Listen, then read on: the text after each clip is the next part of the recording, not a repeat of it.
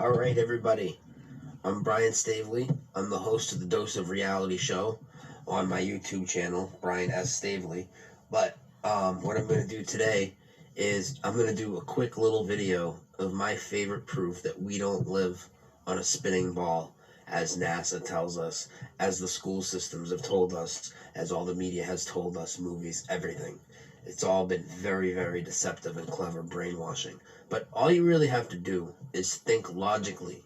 I'm not going to give you any fancy math to have to remember. I'm not going to have to do any presentations or screen shares or anything. I'm just going to have you think about something, okay? If the Earth is spinning at 1,038 miles an hour, 1,000 miles an hour west to east, okay? How do pilots land, especially flying north to south on a north-south runway when the Earth is spinning 1,000 miles an hour? How would you ever expect them to touch their plane down? And a lot of people automatically jump to, oh, well, the atmosphere is spinning with the Earth, and that's what they'll say is their argument. And that's such a flawed argument, and that's why I specifically said north to south. Okay, first of all, no matter what direction you're flying, if you're flying, even if you're flying east and the Earth is coming west to east, if you're flying west, so you're flying into it, right? Even if you're going straight into it, those two motions coming at each other would be so hard to land the airplane. But now, if you want to say that the atmosphere is spinning with the Earth, well, we're going to cut through it. We're going to go north and south, okay? You can't spin. The Earth's only spinning allegedly one way, right? Even if that's what you believe it's spinning, it's only spinning one way. So if I'm spinning in a direction cutting across from that, the Earth would be coming at me sideways. 1,000 miles an hour sideways as I'm coming north-south to land my plane. How am I going to land my plane? No pilot would ever even attempt that. Think about it. And here's a few more things to think about with airplanes. They tell you the Earth curves by a good significant amount, okay? For instance, at 60 miles, it would be 2,400 feet of curve. Now, when you're in an airplane doing the speeds you're doing, the Earth would be dropping rapidly underneath you. The horizon would have to drop. The horizon never drops because Earth's a flat plane.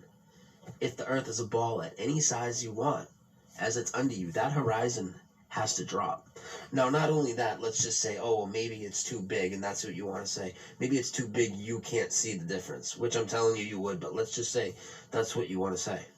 Do you think that a pilot would know the difference?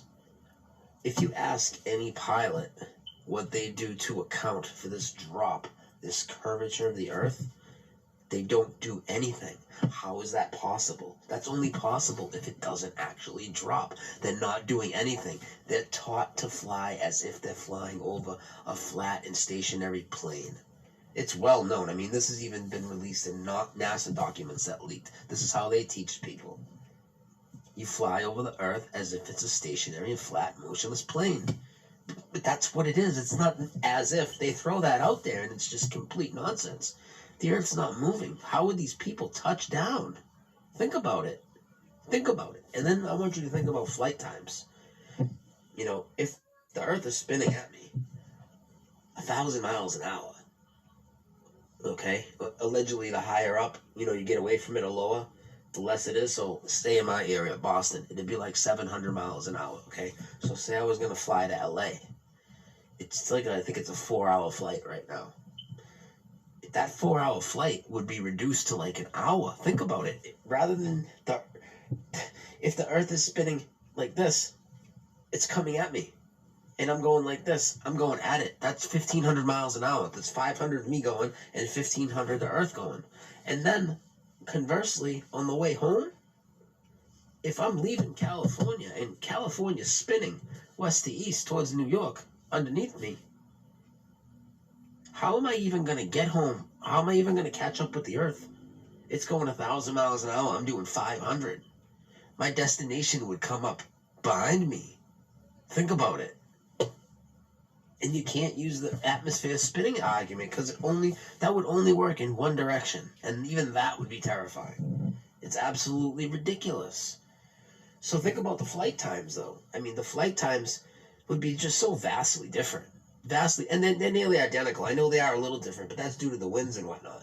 That they're like, might be, an 8 hour flight might be a 7 hour flight in the other direction or something like that. But they're not like 1 hour versus 4 hours, and these huge differences that we would see if the Earth was spinning, and depending if we were going west to east, you know. And people say, well, I know the Earth is a ball because I flew around it. Did you really fly around a ball? Or did you just fly over a surface? Because let's just say you have the United States here, Soviet Union, China, and, Africa, whatever, If the Earth is flat, you can fly around this way and come back home. You can fly around this way and come back home. It's no different than flying around a ball this way or this way. And if the horizon's never dropping and pilots make no adjustment for it, what to land or to fly, do you think it's really a ball? I know you're told it since you were little, but why do you believe it? Why do you believe it's a ball? If you weren't forced to believe this in school and made to think you were an idiot if you thought otherwise, the way you think of current flat earthers and people that question science and whatnot, if you were never beaten in the head with that brainwashing, would you have ever woke up any day and said, oh, I think the Earth is moving, I think the Earth is spinning, I think there's people upside down in Australia, I think I live on a ball? Because it's crazy to think if it was flat, you'd just fall off. But I would never fall off of a ball that's spinning. No, because when everything just makes absolute no sense, they just throw the word gravity out there. Everything's gravity. Gravity, that's your God. Your God is gravity. And it's never been proven. Just like you mock people for their God, you think your God has been proven? Gravity's never been proven. Show me any example where two objects of mass attract each other. Like they say gravity keeps the planets in orbit and all this. It's rubbish. And it's okay to have been wrong. We've all been fooled. The big man thing to do is to admit it, correct it, and move on and see what you can learn from it.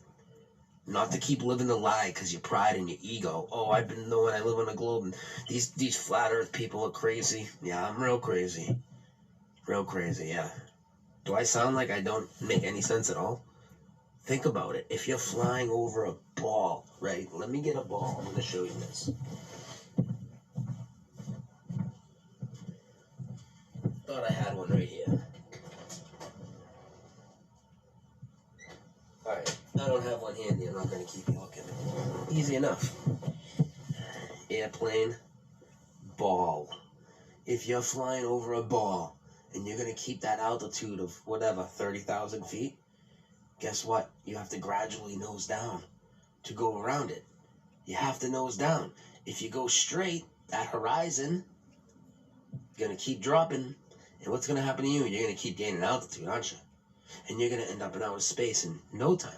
I mean, minutes with the speed a plane goes. Definitely not hours. You're just going to keep going up. You have to nose down. They don't nose down. They don't make any adjustment like that. And they make zero adjustment for the Earth spinning underneath them at up to 1,000 miles an hour.